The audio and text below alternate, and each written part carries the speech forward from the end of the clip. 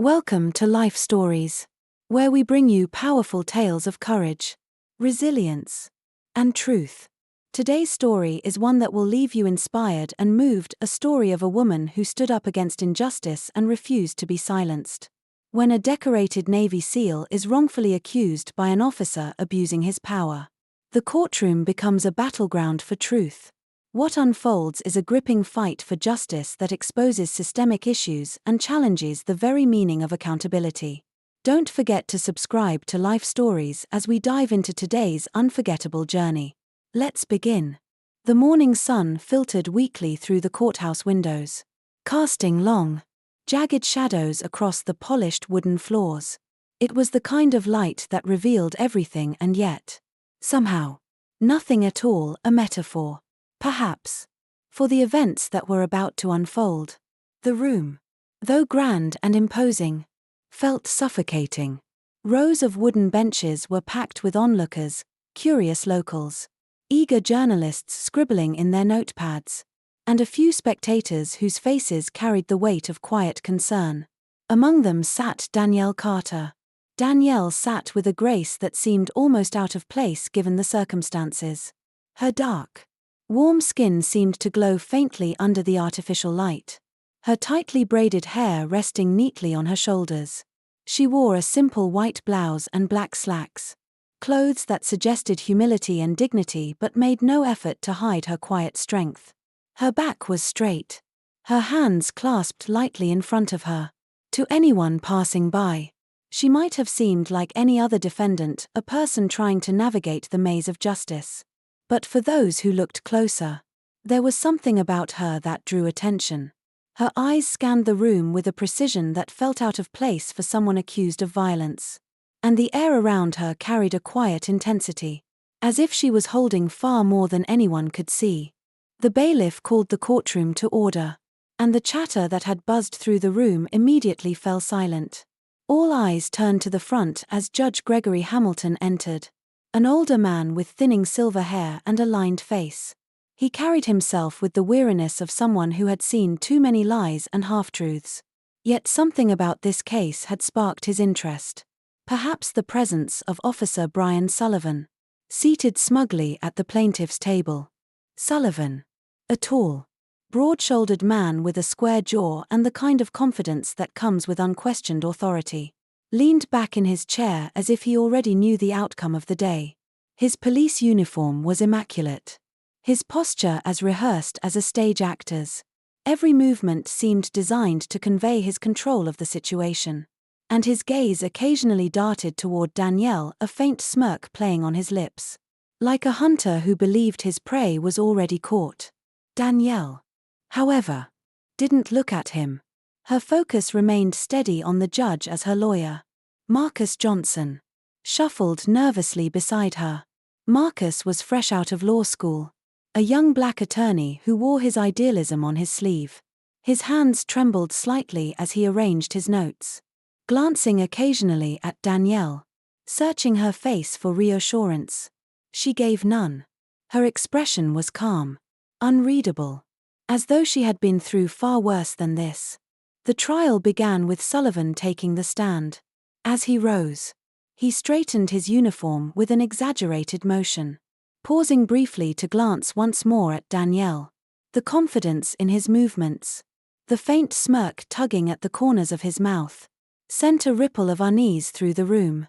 His voice, when he began, was loud and steady, perfectly measured for the space. On the evening in question, he began, addressing the jury. I was responding to a disturbance call in the River Heights neighborhood. I encountered the defendant, Ms. Carter, loitering near a closed business. When I approached to ask what she was doing there, she immediately became hostile. He paused for effect, scanning the jury to ensure their attention was fixed on him. She raised her voice, refused to identify herself, and when I attempted to de-escalate the situation, she physically assaulted me. He leaned forward slightly, his tone becoming more theatrical. She struck me in the chest and reached for my service weapon. At that point, I had no choice but to restrain her for my safety and the safety of others. Gasps rippled through the courtroom, followed by hushed whispers. But Danielle sat unmoving, her expression unchanged, her calm composure in sharp contrast to the drama Sullivan had just delivered. Her stillness, her lack of reaction, seemed to unsettle the spectators more than the officer's story itself. She was not what they expected.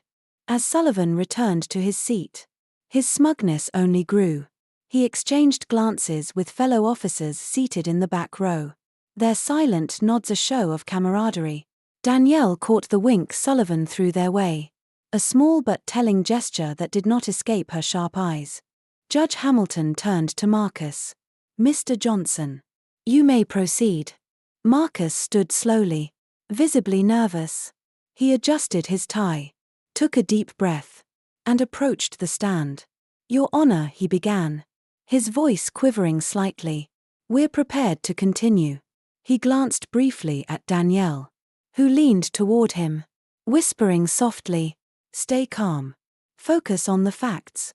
The prosecution rested its case, but the weight in the room seemed heavier, almost unbearable. For a moment, time seemed to stretch, the tension thick and unrelenting. The judge called Danielle to the stand, his tone carrying a subtle skepticism. As Danielle rose and walked to the stand, the room fell into an uneasy silence. Her movements were deliberate, each step precise. When she sat she adjusted the microphone slowly, almost ceremoniously, her presence commanding attention. The prosecutor wasted no time. "Ms. Carter," he began, his tone sharp, "can you explain your actions on the night in question?" Danielle leaned forward slightly, her voice, when it came, was steady, unshaken. "I can," she said, her eyes meeting the prosecutor's with unflinching clarity. "But first, I need to clarify one thing. Officer Sullivan's account is not only inaccurate, but intentionally misleading." A collective intake of breath swept through the room. The prosecutor raised an eyebrow, his confidence faltering for a brief moment. "Bold accusation. Ms. Carter, do you have any proof to support that claim?" Danielle's gaze didn't waver. "I believe the truth will come to light soon enough." And with those words, the courtroom hung on the edge of revelation, every soul present sensing that the tides of justice were about to shift. Danielle adjusted her position in the witness stand, the weight of every gaze pressing down on her. Yet, she remained poised, her calm demeanor almost unsettling in the tension-filled courtroom. As the prosecutor continued his questioning, his sharp tone a stark contrast to her measured responses, it became clear to those watching that this was no ordinary defendant. The prosecutor leaned forward, his voice tinged with skepticism. "Ms. Carter, you claim Officer Sullivan's account is inaccurate. Can you clarify what happened that night?" Danielle took a slow breath, her eyes sweeping over the courtroom, lingering briefly on the jury. "I was heading home after visiting a friend," she began. Her voice was steady, clear, and free of theatrics. "I stopped on the corner of Magnolia and 7th to check my phone for directions. That's when Officer Sullivan approached me." Her words hung in the air, unembellished yet impactful. The prosecutor, sensing an opportunity, seized the moment. "And how did you respond when he asked what you were doing there?" he pressed. Danielle tilted her head slightly, her expression unwavering.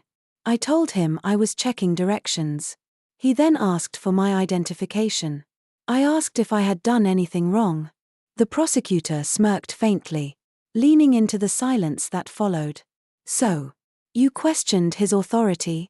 "No," Danielle replied firmly, her voice carrying an edge of quiet defiance. "I questioned his motive. I wasn't obstructing traffic, trespassing, or causing any disturbance.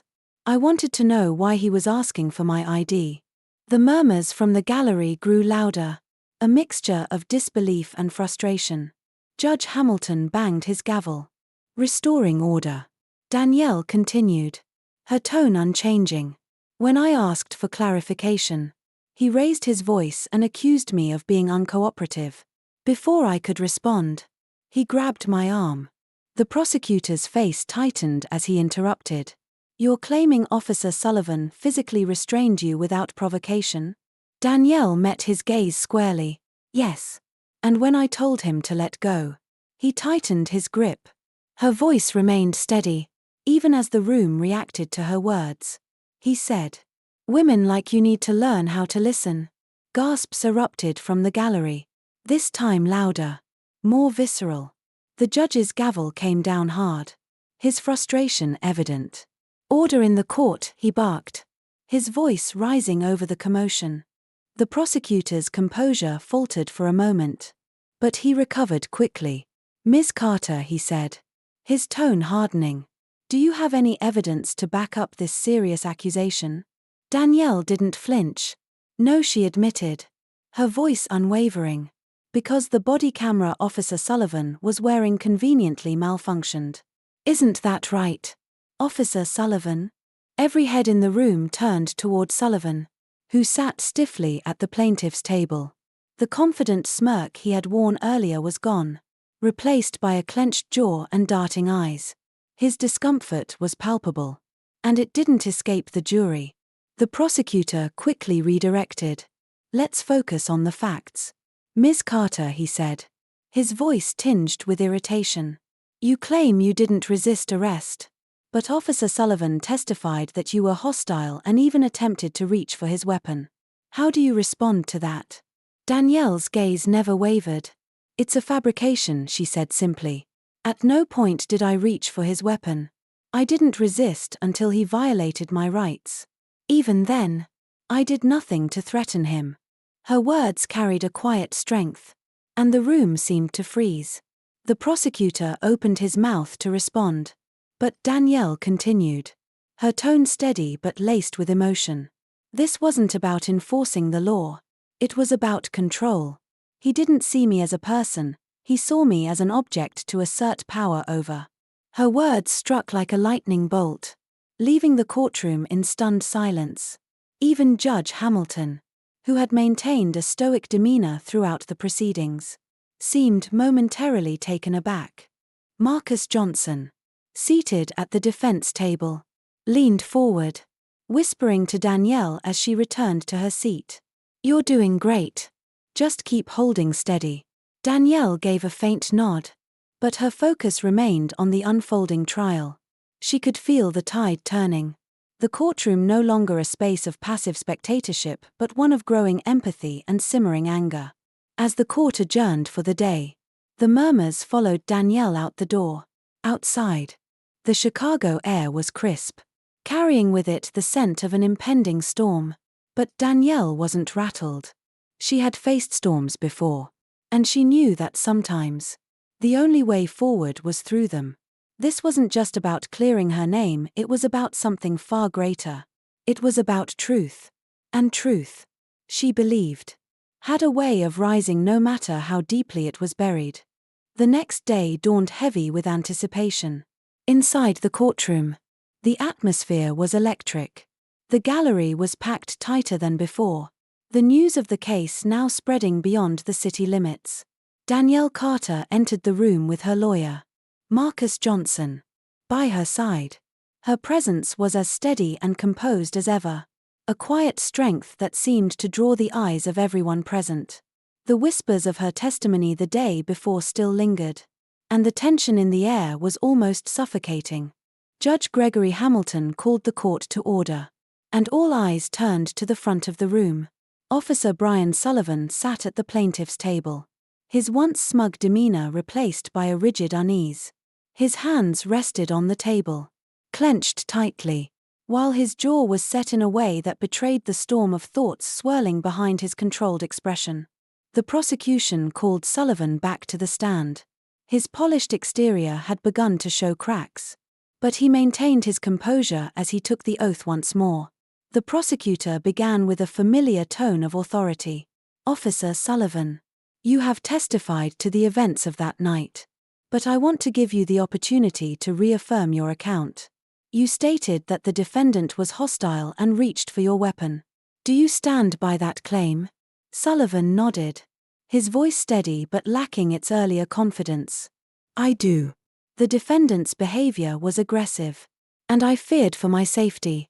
The prosecutor smiled faintly, pleased with the response, and turned to the judge. Your Honor, we restate our case based on Officer Sullivan's testimony and the evidence presented. Judge Hamilton nodded, then turned to Marcus Johnson. Mr. Johnson, your cross-examination.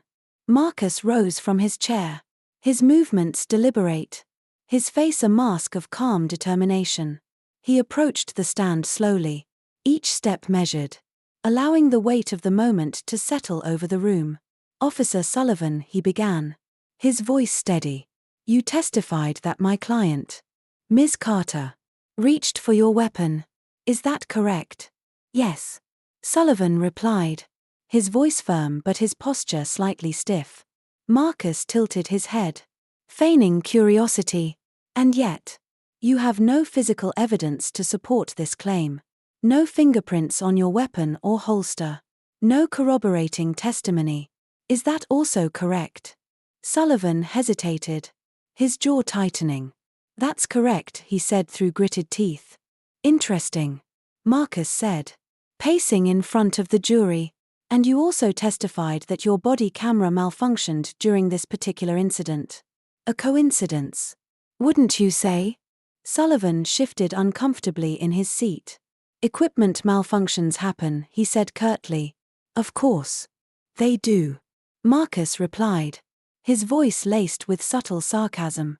But it's funny, isn't it? A malfunction during an incident where you're accusing a law-abiding citizen of assault and resisting arrest. Unlucky timing. Wouldn't you agree? The murmurs in the gallery grew louder. Judge Hamilton banged his gavel lightly, signaling for order.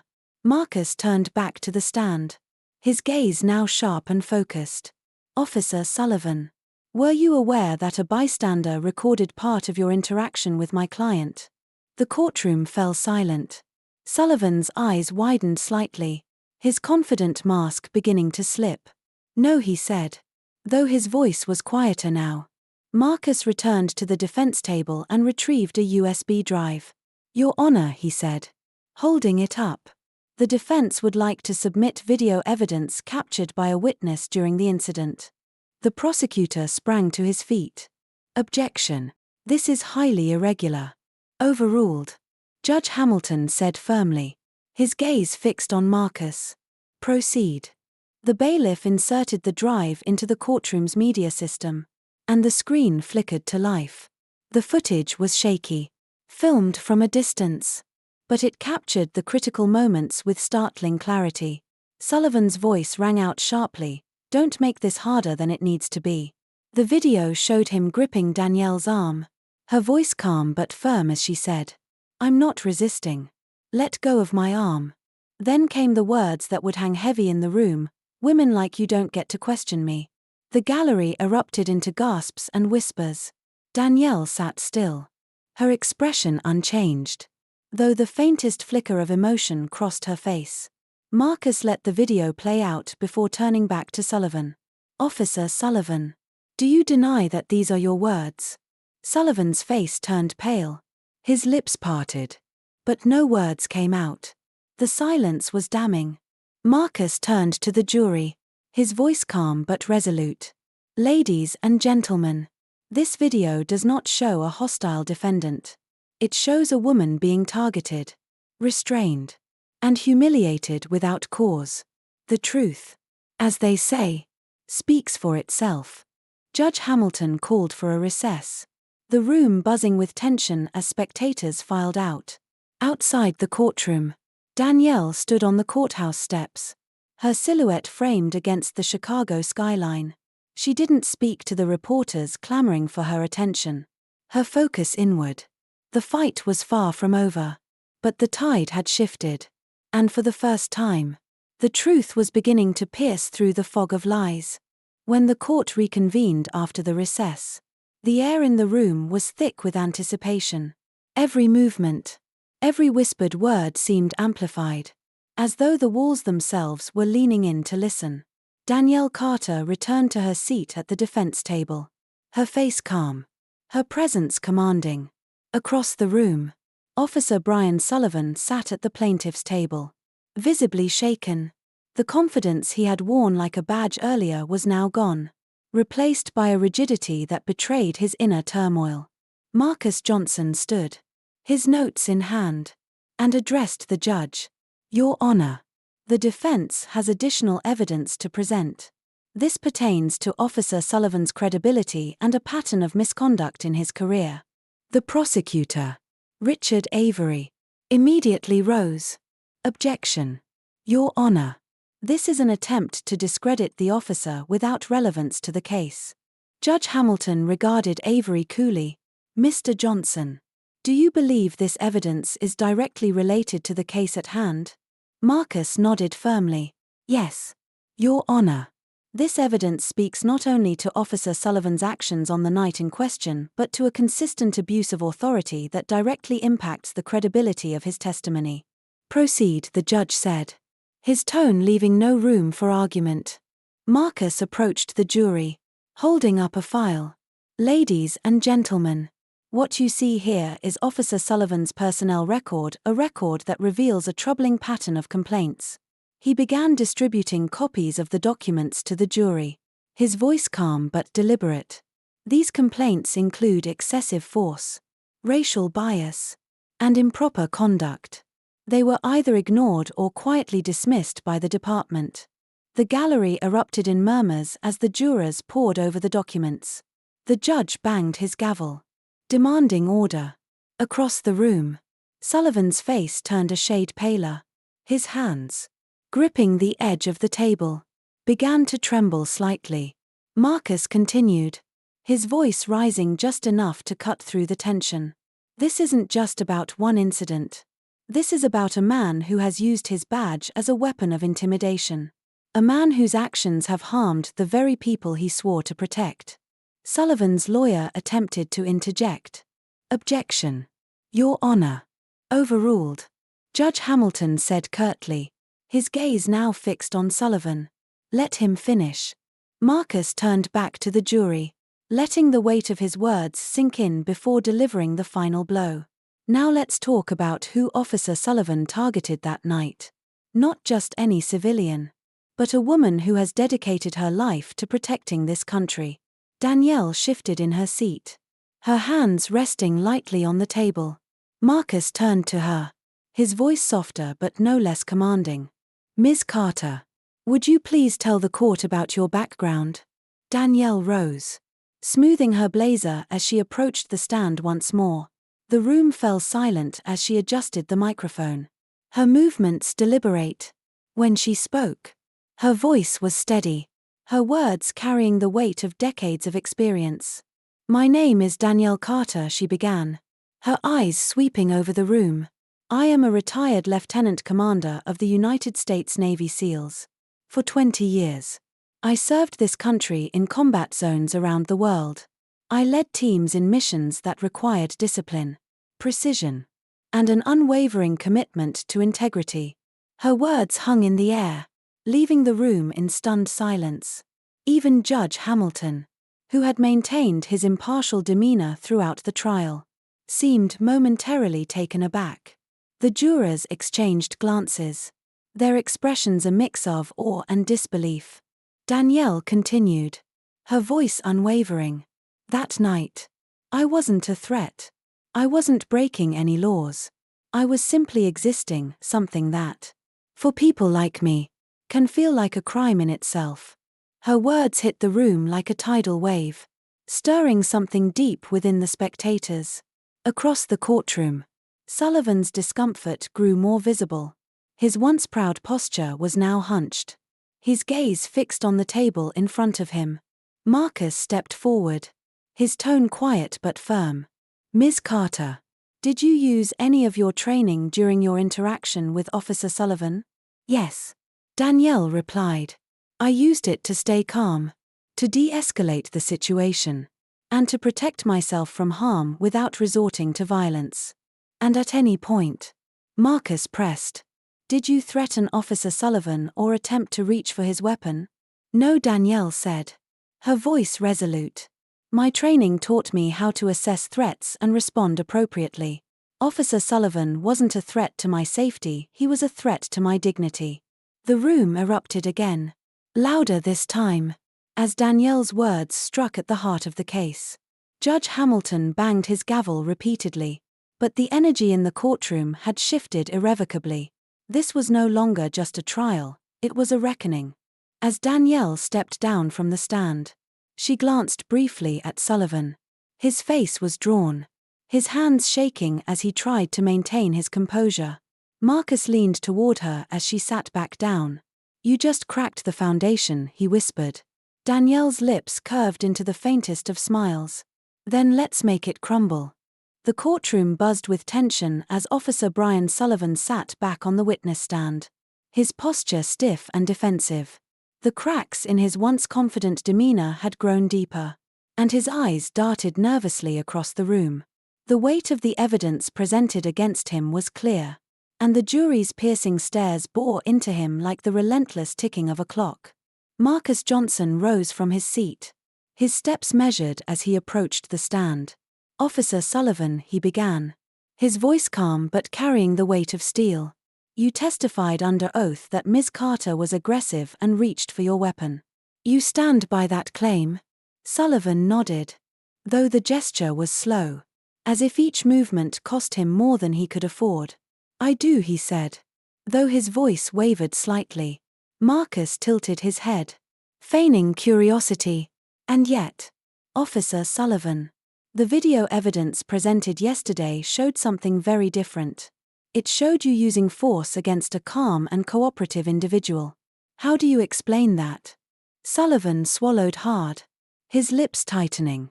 "The video doesn't show the whole context," he said, his tone defensive. "It's just a snippet." "Ah, context," Marcus said, pacing before the jury. "Let's talk about context." Then, he stopped and turned sharply toward Sullivan. "Tell me, Officer Sullivan, does context excuse the words you spoke in that video? Women like you don't get to question me. Is that context?" Sullivan shifted uncomfortably, his face reddening. "I didn't mean it like that," he muttered, though the strength behind his earlier bravado had vanished entirely. Marcus stepped closer, his gaze unwavering. "And how did you mean it, Officer Sullivan?" "Because to me, to this jury, and to everyone watching, those words sound like more than just an unfortunate turn of phrase. They sound like the words of a man who believed his badge gave him power, not to serve, but to dominate." The room was silent, the weight of Marcus's words pressing down like a heavy fog. The jury members exchanged glances, their faces betraying a mixture of anger and disbelief. Sullivan's hands gripped the edge of the stand, his knuckles white. Marcus let the silence linger before continuing, his voice dropping to a quiet intensity. "Officer Sullivan, this isn't just about your actions on one night. It's about a pattern of complaints, misconduct, and abuse that you have managed to hide behind a badge for years. But today, that badge doesn't shield you. Today, you're accountable." Sullivan opened his mouth to respond, but Marcus cut him off, his voice rising. "You accused a decorated Navy SEAL of being a threat. You fabricated a story to cover your misuse of power. And now, with the evidence laid bare, all you have left is your word. Tell me, Officer Sullivan, do you still stand by your story?" The courtroom held its collective breath as Sullivan's gaze dropped to the table in front of him. His lips moved, but no sound came out. Finally, he muttered, "I acted in the way I thought was necessary at the time." Marcus tilted his head. "Necessary to protect who, Officer Sullivan? Yourself? Your ego? Because it certainly wasn't to protect Ms. Carter or anyone else." The prosecutor shifted uncomfortably in his seat but remained silent. There was nothing left to salvage. The weight of the testimony, the video evidence, and Danielle's quiet strength had turned the tide irreversibly. Marcus turned to the jury, his voice steady but filled with conviction. "Ladies and gentlemen, This case is not just about the lies of one man.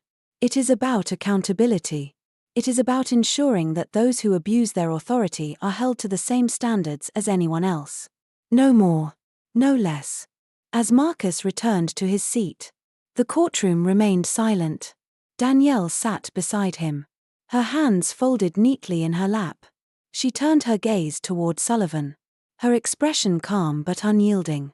For the first time, Sullivan looked back, but he quickly averted his eyes, his shoulders slumping as if under an unbearable weight. Judge Hamilton cleared his throat, his voice cutting through the tension. "The court will now proceed to closing arguments," he said, his tone heavy with finality. Danielle exhaled softly, her composure steady. She had spent her life fighting battles most people couldn't fathom. But this battle, fought in words and truths, was among the hardest. And yet, as she looked around the room, she knew the end was near. The walls that had protected lies and injustice for so long were finally crumbling, and the truth was ready to stand in their place. In the end, the jury delivered its verdict, not guilty.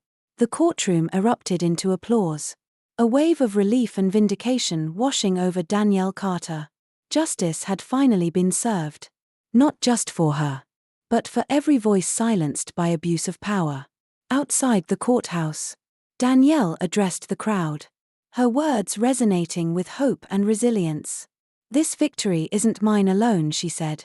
"It's a win for accountability, truth, and the fight for justice." Months later, Officer Brian Sullivan was dismissed from the force. His actions a sobering reminder of the consequences of unchecked authority. Danielle returned to her quiet life, but her story became a beacon of courage for many. If this story moved you, don't forget to subscribe to Life Stories for more tales of resilience, redemption, and the triumph of truth. Together, we can shine a light on the stories that matter.